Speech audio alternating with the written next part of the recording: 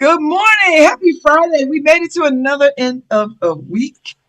Sorry I'm late this morning. If it's around 9 o'clock, got me, Babz Rose Ivy. Welcome to LoveBabz, LoveTalk. You're listening to us on 103.5 WNHH. We're live streaming in the New Haven Independent and all the social media sites that Harry has us. I know it's Facebook, YouTube. I don't know about X, Harry. We still messing with X? I got a great guest at 9:30. Sherill Baldwin. I met Sherill Baldwin. She's married to Kendall, who I worked with at Common Ground. So I knew him way before I knew her. I mean, I seen her at events and stuff. But I knew Kendall because we worked together. I was on the board of Common Ground, and he did development stuff. So anyway, I was having a conversation with her. I think maybe last year. It was a while ago, and she has been excavating the history of enslaved people's graves in New Haven, specifically a cemetery. Let me pull her information up because I was fascinated by the conversation that we had. This is why I've been trying to get her on the show. She has a blog, Buried Stories of those buried at Blake Street Cemetery. And there is a lot of enslaved folks there. And by enslaved, I mean Africans in America, without headstones and the like and stuff like that. So I don't know. She's going to come on and talk about why she is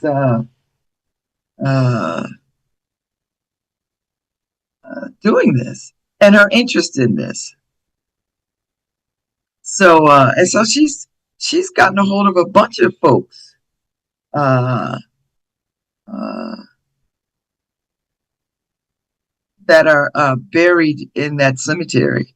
It's just fascinating stuff to me.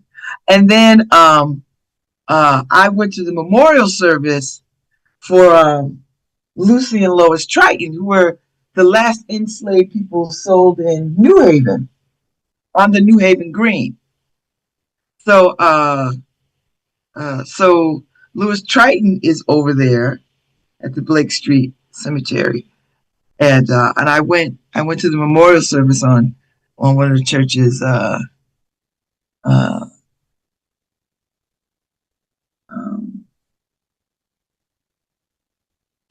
downstairs.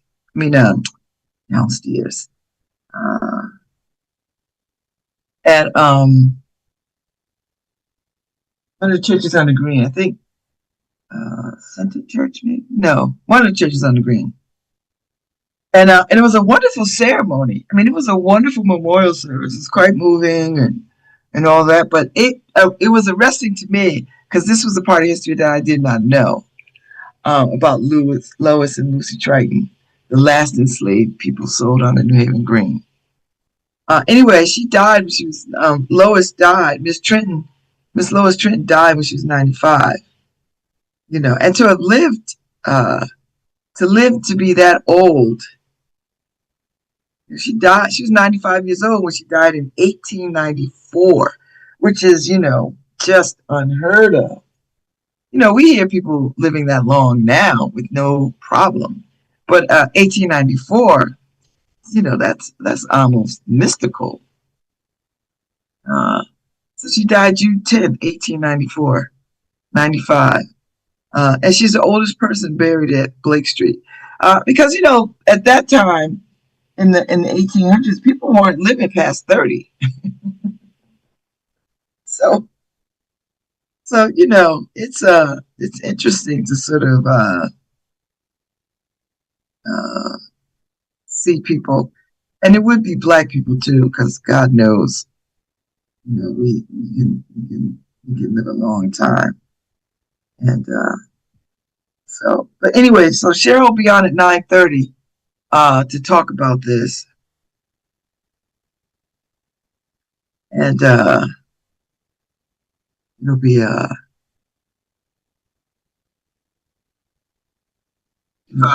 it'll be good. And she's an honest person, man. Or maybe I should just let her come on now. She can just talk about this. She's she's uh she's in the waiting room. So I think maybe Harry 9:15. I guess I don't know. I could have sworn we said 9:30, but you know, people were hanging out, so I don't have a problem with letting her in because I know it'll be a great conversation and to hear everything that she has found out, um, what she knows. So anyway, but before that, there was a rally for the young man who was scooped up by ICE. Um, his attorneys uh, is having him return back to the Northeast. No, no, no. My show starts at 9. Yeah. No, my show starts at 9 o'clock, so I have to be here at 9 o'clock talking. I love to do. So yeah, so Cheryl, 9:30. I'll clue you in at 9:30. So anyway, the rally was good. They had a couple of hundred people at the rally for this young man. So his attorneys, I think there's a piece up on the New Haven Independent about it, because New Haven Independent stay on top of this kind of stuff. So they got him. They're gonna get him brought back to New England. I think he's got to go back to Massachusetts, maybe somewhere, and they're gonna bring him back, and then fight his case from here. Which because you mess around and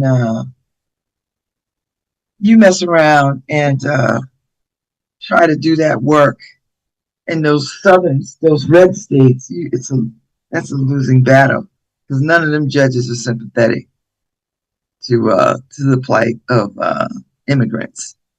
So, so I'm just putting it out there. So I'm glad people went. There is a fundraiser today at Possible Futures from 1 to like all day. There's an auction, there's raffle tickets. It's Tequila Friday. So we're selling tequila. We're not selling tequila. We can't sell tequila. We're taking donations if you would like to have some tequila.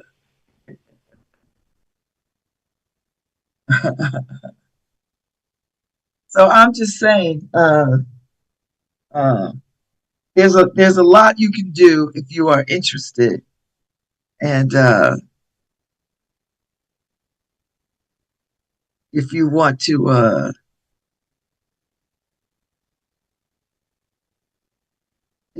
help, if you want to make a donation, if you want to help. So so this would be a good opportunity for you. Uh, Gosh, I'm trying to. All right, trying to do some stuff. Trying to do a lot of stuff. Are the tickets free? I hope they are. I get free tickets. I don't have any money.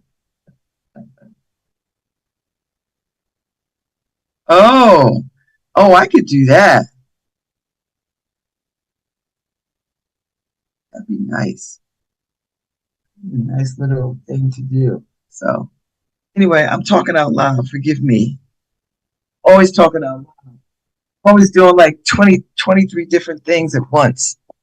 And I got wind of something that I want to participate in. So anyway, I'm going to leave it at that. I'm going to come back to this. Yeah, I'm going to come right back to it. Yes, I'm going to come right back to it. So anyway, if you want to be a part of supporting Connecticut uh, Students for a Dream, come to the come to Possible Futures today. All right, and do that. Um, the Puerto Ricans United had their gala last night. It looked like it was a damn good time.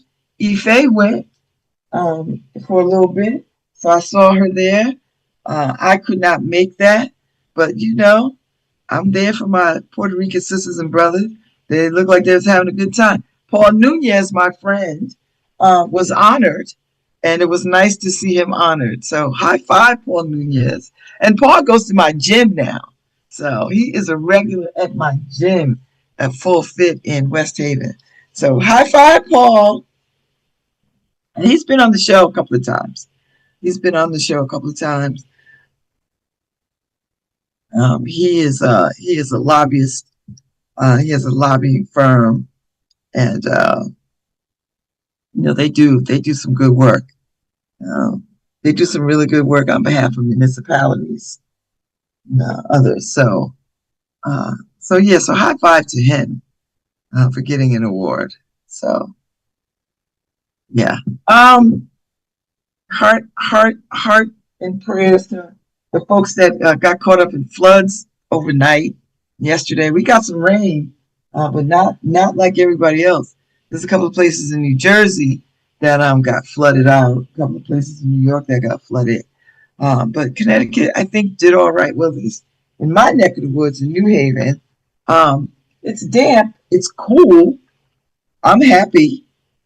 You know, uh, it's about let's see, it's about 63 degrees. This is cool. So I know people are carrying on. And the highs today are probably 73.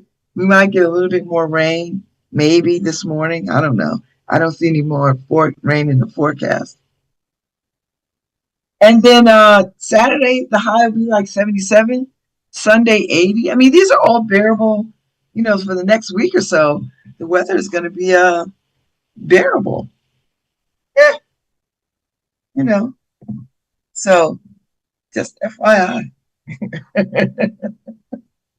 If you thought that he was impressive the last few days, here's your opportunity to surrender to some cool weather and see how that works for you. Get you some cool weather in there. See how that goes. Feels good. So I might have to put some sleeves on today, which is fine. I take the hot weather and the cold. I take it all. Not the cold weather. I'm talking about summer weather. I'll take the cool weather and the summer weather and all of that. So let's see. I don't even know where I should lead with the latest crazy Trump administration. I'm glad these people are not. I'm glad people are not letting up on these Epstein files. White people, do what you do. Get at him. Get at him. We don't got no dog in that fight. Y'all go ahead and get at him. However way you do it, do it.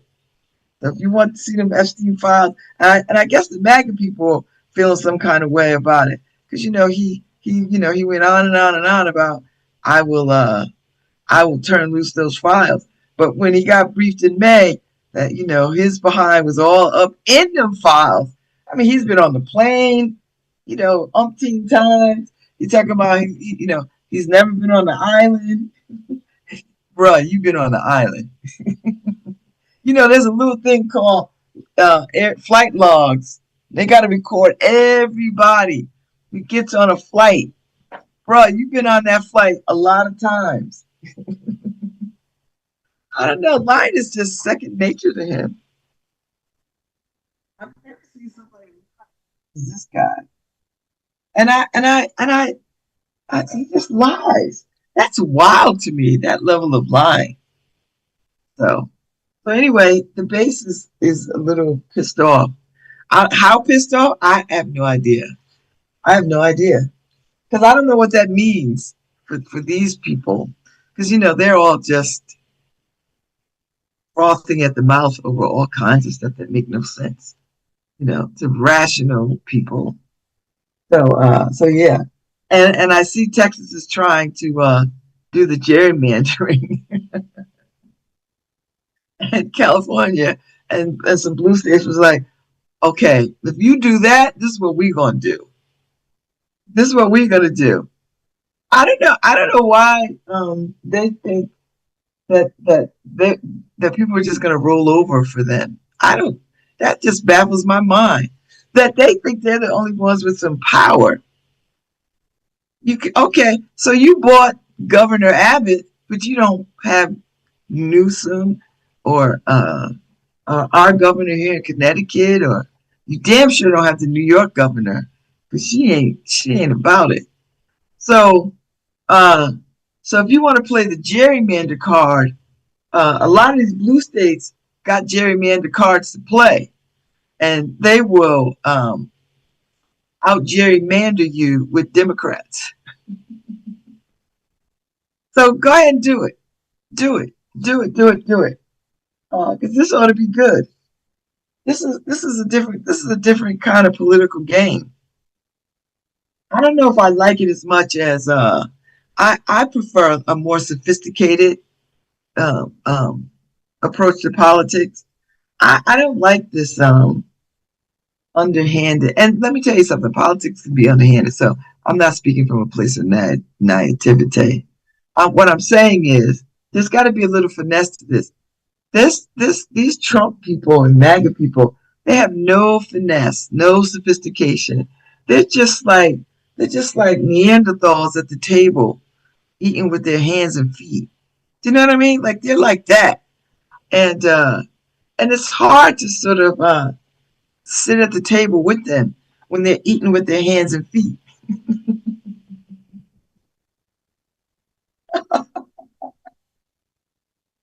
And just FYI, black people don't have Neanderthal in them.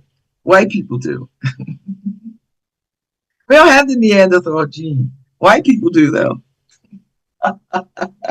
FYI, little science for you. So so I get how people can be I'm looking forward to the Dems fighting back. And I'm looking forward to Kamala Harris's new book, 107 Days. I'm looking forward to that. So I'd like to have that. And if I could be anywhere where she could sign it, would be amazing. And I find her quite inspiring. There's a bunch of women who I admire who are lawyers, and now that I'm on this law journey, I just feel like never in history has this many role models existed. So I'm just delighted by the women I get to look up to. So yeah, so she's got a book coming out. She's been making the rounds. She was on a Colbert show, I think, last night. See, I don't have my TV hooked up, so I'm not watching late night TV. So there's that. But the good thing about social media, you catch the snippets of you get highlights. The highlight reels are on social media. So I caught some of the highlights, and then I saw her talking about her book in her own sort of Instagram feed. So I tell you what I did watch last night, Harry, which I think you might like.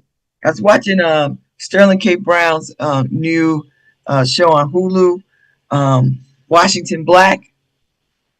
It's pretty interesting, Harry. I like it. It's got adventure to it. It's enslaved Africans. It's cunning. It's fun. It's thought provoking. And it's an adventure if you like adventure.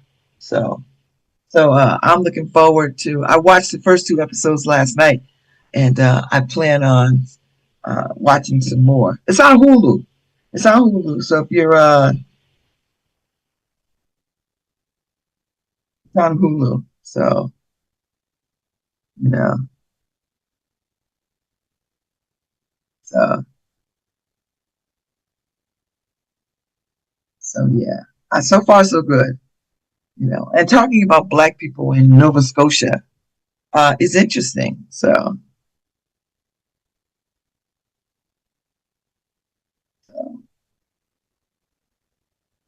yeah. So I'm about to bring on Carol Baldwin, Barry Stories. I'm looking forward to talking to her. So she'll be on in a minute now, and she's in our waiting room. Harry, do we have music in our waiting room?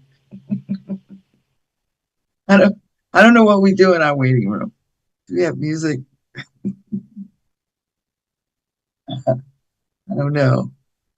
Uh, is the show piped in the waiting room?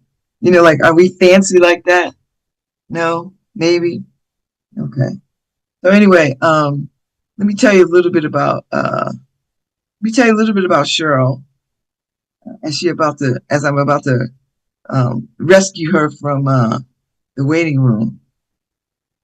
You know, Sherill Baldwin has been researching her family history since she was 14 years old. Her research on family fuels her interest in writing genealogical articles in historical fiction.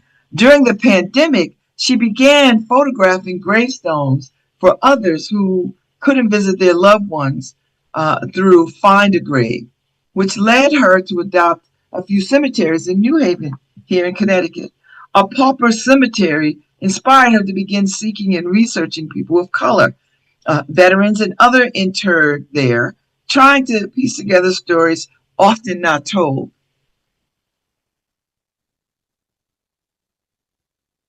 She's also just completed her first novel, A Light in the Window for Thee, an Edward W. Dunbar tale, which she hopes to have published in. Well, she did have it published. You did have this published, right? Yeah. 2001. Hi, good morning, Sherill. Good morning. Welcome. Thanks. I'm just reading your about author page,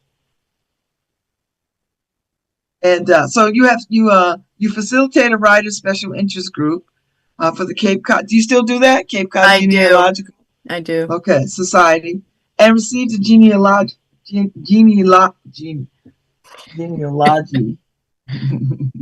It's a tough one. Sometimes things trip on your tongue. Society and received a research certificate from Boston University. You hold a bachelor's degree from UMass Amherst and a master's from Michigan State University. And do you still work for the Connecticut I do. environmental analyst? Yeah. Okay. All right. So I was trying to tell people, Harry, we're starting. Is it all right if we start, Harry, or do you need to put some more music on before we start? Just go. Okay. Thank you. Just so you know, there's no music in the waiting room. No music. Harry, can we get music in the waiting room? Can we get fancy? So I met you, Sherill, because you're married to Kendall, who Yeah. I worked with at Common Ground. Lovely man, Hmm. lovely man. And I've seen you in places, but I never had a real conversation with you until like we talked. I don't At know, the we were pizza somewhere. party. Oh, at the pizza party, and you were telling me this story, which was so fascinating to me. Tell the story one more time. So, all right. So I'm coming at this from the perspective of a genealogy researcher. And like you read in the bio, I started taking photographs of cemetery headstones for people, and you upload them. And I started really getting a little fanatical about it and just started taking more and more photos. And I became there were a lot of requests on this Find a Grave page. People request, I'm looking for my, Aunt Gertrude. Could you look for her? And so it brought me all over New Haven, including to Michigan, Israel, which is a Jewish cemetery. And then I started going and checking out the Westville Cemetery. And then in the back of the Westville Cemetery was this teeny little cemetery, and it had the tiniest little stones. And I was just like, what is that place?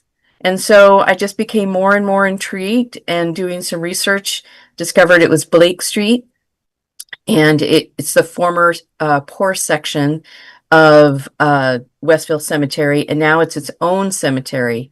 And so it's a pauper's grave or a potter's field or the poor section Hmm. of a cemetery. And I couldn't help myself and started researching people buried there.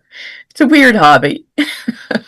But it's a fascinating because you find out so much that you didn't know, and you're adding to the historical record of capturing people that were here before that would That's be right. lost otherwise. That's right. And what is also interesting is I can't figure out where the original data came from. So there's this guy who ended up researching cemeteries, and he started like in the early 1900s, and then he got funding to do even more. I'm spacing on his name now that I'm like on the radio or whatever. But he basically, the Charles R. Hale collection. So if you're a genealogy researcher, you know about Hale. Connecticut recorded literally all the headstones in Connecticut cemeteries, all of them, Even the poor people, black everybody. people. Okay. However, there's no real headstones at Blake Street. So how did he get that information? And what's really unusual from any other cemetery I've seen in Connecticut, he listed specifically colored people. And that's what even intrigued me more. And that's why the research that I'm doing, I start with people of color because he labels who was colored. Hmm. And so I'm like, now that is fascinating. I'm not from New Haven, and you know, maybe you're not everybody can see I have a white face, but I just found it really interesting to try to understand who these people are, and they probably have stories that people have never heard before. Well, listen. I told you last year I was so arrested by the Lucy and Lois Yeah, Trenton Memorial. They were the last enslaved people yeah, sold on the New Haven Green, that's right. And I and didn't know who she was. I was She was crippled just by that. another, yeah, she was just another person buried at Blake Street, and I knew that she was older. And then the more and more I researched, I was like, oh, like she's famous in New Haven. In certain circles, of course. But I didn't know who she was before I started researching her. I mean, And she was 95 when she died in like 1895, yeah, like, which is mystical to me because people live to be like 30. I mean, if you think about your grandparents too, if they live that old, how they've seen technology change, social norms change, dress, cars, like the things that this woman saw, and she was still working up until at least 94. Wow. And she was a washerwoman. I don't know if you knew that. No, I didn't know. I didn't know what her occupation was because her daughter too, right? Yeah. Or yes, that's her Oh, I daughter thought was. you were talking about the daughter. Sorry. Oh, okay. Lois was the daughter, Lucy was the mother. Okay, okay, okay. So, yeah, so Lucy, what I'm finding most women of that era.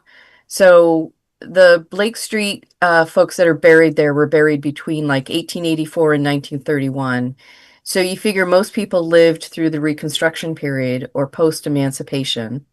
Um, and so they were free, but not free of, all of the It was challenges of free-ish. racism. Yeah. And so most women were washerwomen, and that was extremely hard, hard work. They had to gather the laundry, boil the water, probably who knows what kind of detergent they were using, clean the laundry, and then they had to pull it out and dry it, wring it, iron it, fold it, and then return it. And backbreaking work. I can't believe this woman worked until she was 94. It just astounds me. Heavier stock than me. Mm-hmm. Mm-hmm. Okay, so what are the other interesting people that you found and that you found information about? Let's see. The first person I researched was Charles Coe, and he apparently. So the interesting thing before I share, they're probably descendants of most people that I have researched that still live in the area, including New Mm. Haven. And so I don't mean to steal people's family history. I'm just doing research, and I do stop at a certain time because of privacy and don't want to impose. But if anybody thinks they're related to somebody I've researched or at Blake Street, by all means, I have no problem uh, connecting the dots and helping you understand if that's your family, just as an FYI. So Charles Coe was my first guy. I just picked him randomly. You know, he's a C, and he was early on in the alphabet. And he was born free, but his father was enslaved. And what was interesting is that his father married a white woman. Mm. And I was like, you hear all these stories about interracial marriages, and you often think about the issues of the South, but I'm like, apparently interracial marriages were not a big thing in Connecticut. Wow. I know, isn't that At amazing? that particular time? Yeah. I mentioned to Frank Mitchell, he was like, yeah, I'm not surprised. I'm not from here, but I just keep getting surprised. I'm learning so much through the process. It's really amazing. But yeah, it took me a while, but I did find Charles Coe's father's enslaver, and that's not always an easy thing to do, to be able to find your ancestor who perhaps was the first person that was freed, or even those that were So enslaved. where do you start? Like, is each one very different, or do you Oh have yeah. a system? Each one is very different. So for Charles Coe, I learned his father was Robert Coe, and you find these through vital statistics or vital records. So you can try to, death records often list parents, and then that gives you a chance to look back further. So in the case of Charles, I'm assuming it listed his father, Robert Coe, and it might list his mother. It might even list his mother's maiden name, which gives you more clues. I did not get a maiden name for his mother, so I couldn't really find out a lot about like where she came from. Actually, maybe I did have her maiden name. But for his father, I you just search and search and search through all sorts of web pages and all sorts of data sets, and eventually found that he's sometimes referred to as Robin. And Oh, then I that's found interesting. a will that listed Robin Coe, and that his enslaver liked calling him Robin, Oh, which okay. is probably why he changed his name to Robert afterwards. Yeah. Yeah, yeah, yeah. And um, so you found people in New Haven who are connected to these people. Did they know this, or was it No, I mainly haven't found legend? anybody connected. Okay. I just know I could because I'm a genealogy researcher and I do genealogy, and I know I find information that I do not put out in the blog, and then I kind of stop because I don't want to impose my research and you feel like people are stealing. I don't want to steal their thunder. I also don't want to assume that I'm stealing their family's stories. But I'm hoping that I'm uncovering something that maybe they weren't aware of. Which is why I put it on the webpage, because I want everybody to see and learn these stories. I'm Now, learning a lot. is that cemetery the only pauper cemetery in New Haven, or are there other ones? Because I don't There's even know how many cemeteries there are in New Haven. Yeah, I mean, I know the so big ones that I could see, but I don't really know. I actually don't know either. If you look in the Jewish section, there's like every single sliver is another cemetery. So I Yeah, have a hard yeah, time yeah. counting those. But it was very common in the 16, 17, and 1800s to have a burial opportunity for people that don't have resources, right? Even Grove Street had a poor section. Evergreen had a poor section. I'm assuming Lawrence had a poor section. And then Westville also had a poor section. So you figure everybody had a section. And then eventually, I don't know how Blake Street became its own. Then you also had the almshouses. What does If that I had mean? time, Babs, I would start researching who's buried in the almshouse. So the almshouses had their own burials, but there's no cemetery. What? What? Yeah. Well, where do they put them? They're still in the ground. Just like we party on the green, they're What? buried. there are a lot of people buried under Edgewood Just, Park. That's my just theory. in places. Well, wherever the almshouses were, they were buried on So almshouse almshouses grounds. are poor people with like boarding houses where poor people live. Hmm. Is that the idea? And so Yeah, when and people at a die, they certain just bury point, them in the yard. yeah,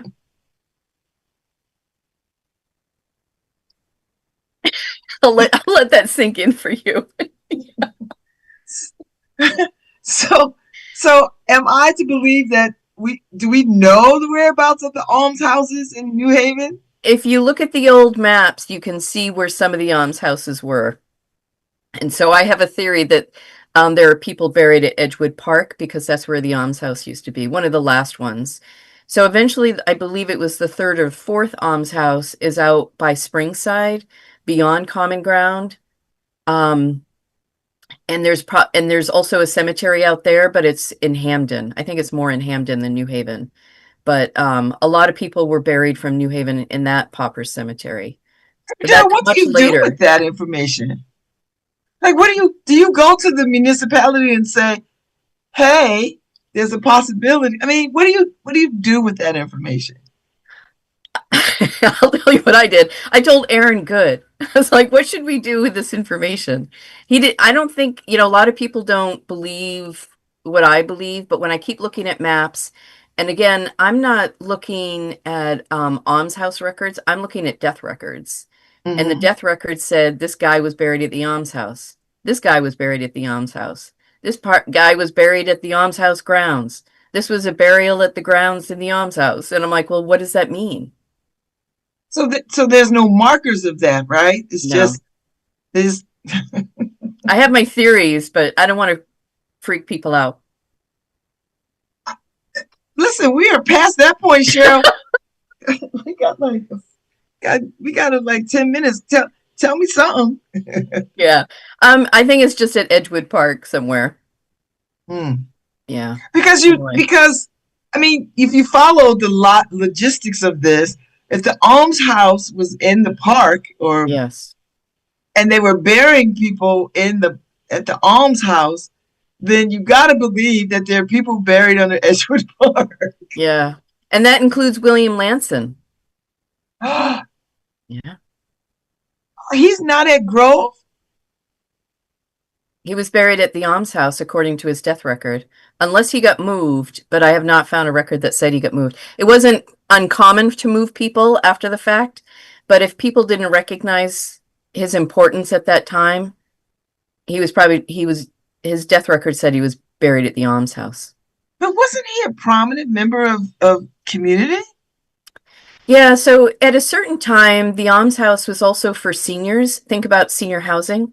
And so Oh. you had a lot of people who were just old and couldn't take care of themselves. And maybe they didn't have the resources to even house themselves. You did have a lot of, other folks, but it was there was a time in which a lot of people were just older.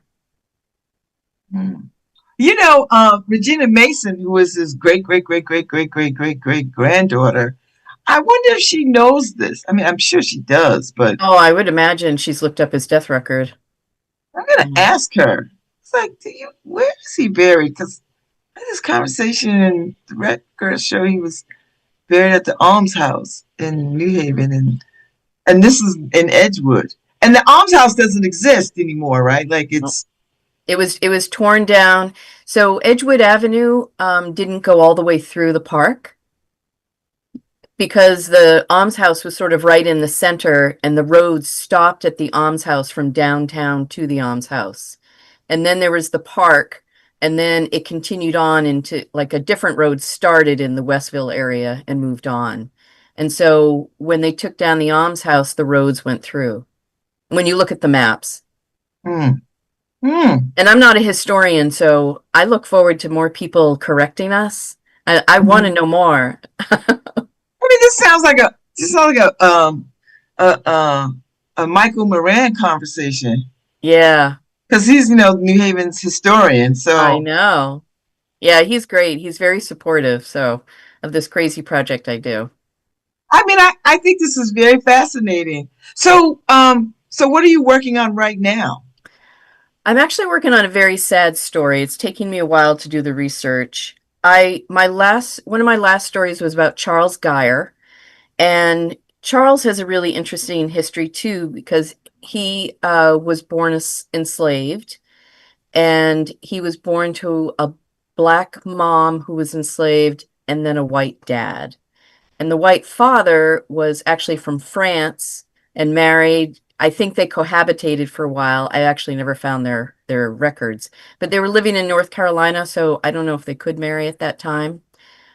Within 10 years, all the children, they had a slew of children and they were all free. Charles was the only one that was born enslaved because of the time period. Eventually, a bunch of them moved to Connecticut, and the Hale collection says he was a veteran of the Civil War and Oh, I of the 24th Regiment, which was a Buffalo soldier. So I was like, I wow. can't wait to research this. I couldn't find anything about him being a Buffalo soldier.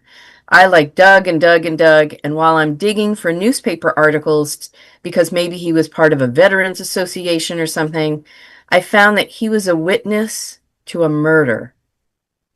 I was like, what? And then as I read further, he wasn't a witness to the murder, but people had been missing for a while and they were trying to understand when they may have been murdered. And when I found the person's name, I couldn't help myself. I looked on the Blake Street database, and sure enough, she was buried at Blake Street. And so I'm researching Mary Hazelton, who was sadly murdered by her husband. And so a bit gruesome. Newspaper articles were really clear. And believe it or not, you can find anything. So I'm reading the coroner's report too. And yeah, it's just a very sad story about So Mary. so what's his relationship to Mary? Just that they were neighbors. Oh, so he did he see it or heard it or No, apparently they found her body in February. And so they started knocking on doors and saying, when was the last time you saw her? And nobody had seen her since Christmas. She was dead for a long time before they even found her. It was really sad. where did they find her? Inside a trunk In it outside or in the house or in the house. so her husband kills her and puts her in a trunk and and then And then so goes to New York. oh and then I guess the smell must have alerted people to it.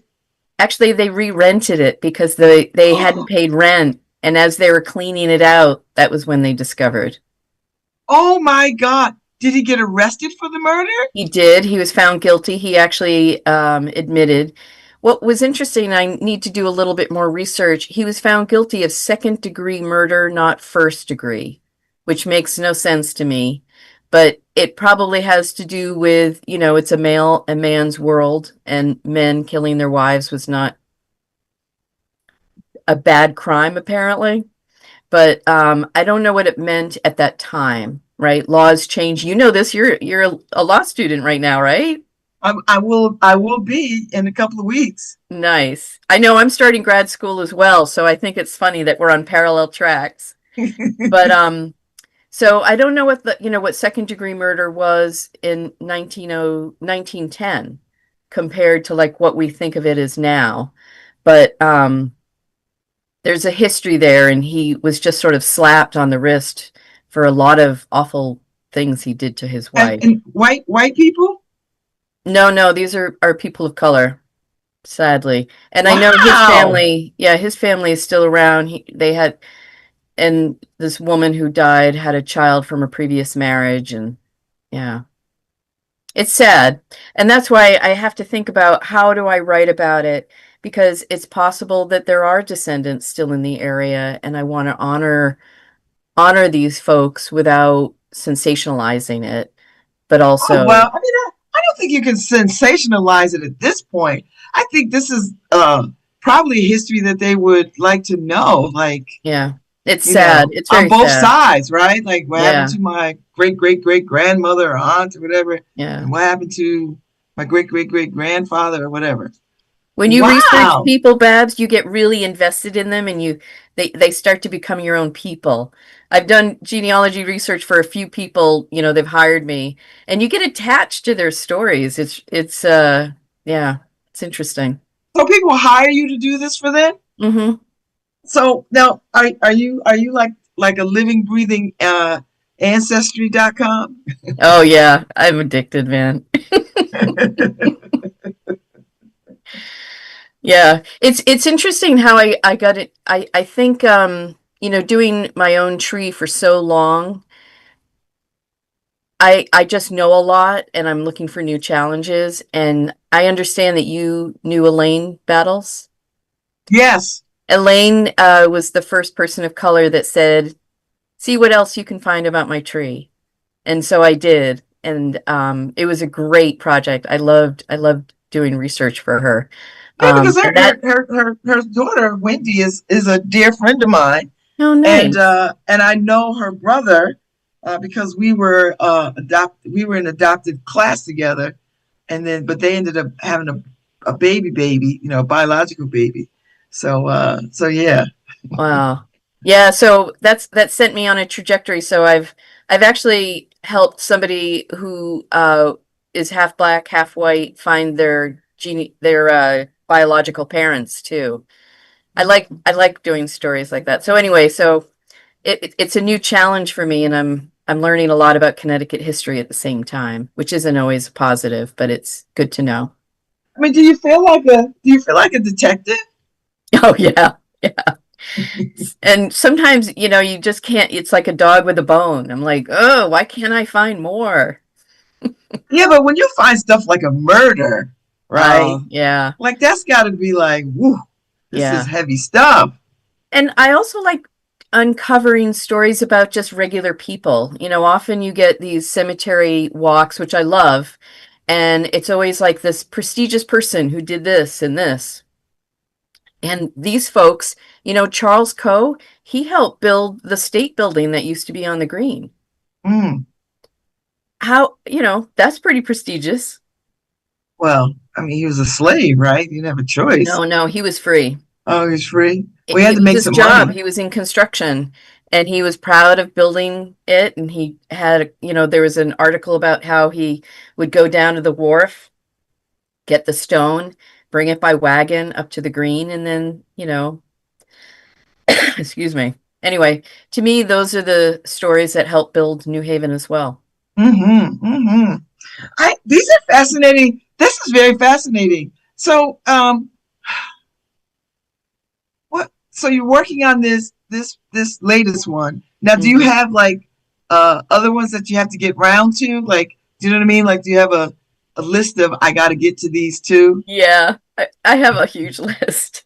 The person I want to do next is I don't know if it's Philo or Philo Freeman, Mm-hmm. but he's a veteran, and I've been holding off because when you open up the Freeman surname, you're just opening it up to 101 people. It's like, And there's yeah, a lot of Freemans in New Haven, so. there's a lot of Freemans, and so trying to decipher which family is going to be a fun but crazy project. And so when if you find people in New Haven, do you reach out to them? Have you? I don't because I feel uncomfortable, I must admit. Um, yeah, I have no problem if people want to reach out to me though. I don't know, but how would they know that you're doing this? Because you're telling them right now. Yeah, but listen, I don't know if every Freeman is going to be listening. So, Yeah. Yeah, I haven't thought about doing that. I don't know how open or people will be to it or if they'd be upset. I think Black people would be extremely, extremely open to it, Okay. because our history in this country is so disconnected. So, and there's always been this desire to sort of connect to our past, Yeah. and people just don't know how to do it. This is why African ancestry is so popular. You Yeah. know, the get your DNA Yep. done so that you can track people and trace people. That's a very popular thing in Black communities. So, I know.